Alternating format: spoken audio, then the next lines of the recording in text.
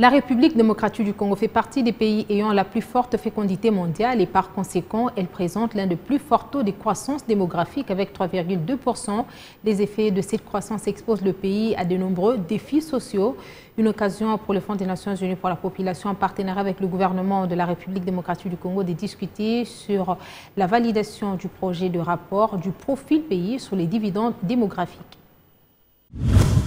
Avec un taux de croissance de 3,2%, la RDC est un des pays de la sous-région avec une forte dynamique de la population. Cette croissance, source de nombreux défis sociaux, peut pourtant constituer le levier de l'émergence et du développement. Le gouvernement, avec ses partenaires dont le Fonds des Nations Unies pour la population, discute pour valider le projet de rapport du profil pays sur les dividendes démographiques. Selon les statistiques, 2 Congolais sur 3 sont jeunes et les effectifs des adolescents et jeunes vont s'accroître très rapidement au cours des prochaines années. Il faut prendre des dispositions pour sortir cette catégorie de la précarité. Après 2 jours de travail, les concertations et échanges que vous avez entretenus au cours de cet atelier ont confirmé la pertinence de doter la République démocratique du Congo d'un profil du dividende démographique.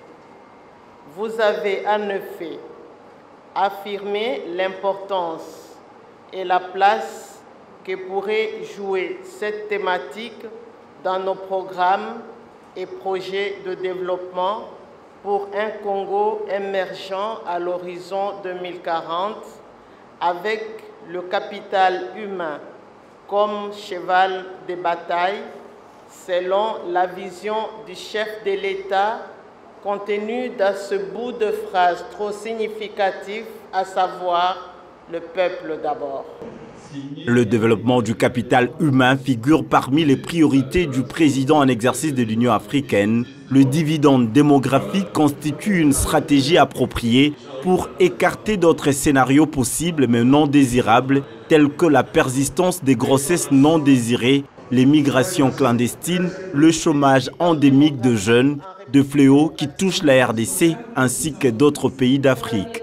Le représentant de l'UNFPA, en ce qui le concerne, a rappelé dans son allocution que la forte croissance démographique conjuguée à la hausse de la consommation met en mal les efforts entrepris pour réduire la pauvreté, créer les emplois et assurer la sécurité alimentaire, énergétique et hydrique tout en protégeant l'environnement. Aux côtés de la bonne gouvernance de l'économie, le recensement est un pilier pour la maîtrise de la croissance démographique. La République démocratique du Congo est résolument engagée à relever le défi du dividende démographique. Cela passe par l'achèvement de la transition démographique actuelle et la réalisation d'investissements stratégiques, notamment dans les 6 domaines précités.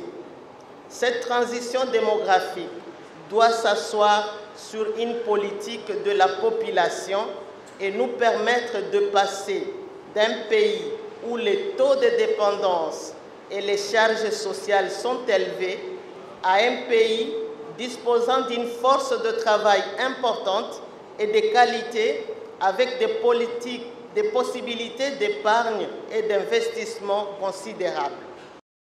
Face aux défis liés à l'évolution de la population mondiale, en particulier celle de la RDC, toutes les parties prenantes devraient prendre conscience afin d'agir et contribuer à un monde meilleur pour tous. La RDC ne doit pas rater cette opportunité du dividende démographique, gage de l'amélioration significative de la santé maternelle, néonatale et infantile, de la nutrition et de l'éducation pour renforcer le développement du capital humain.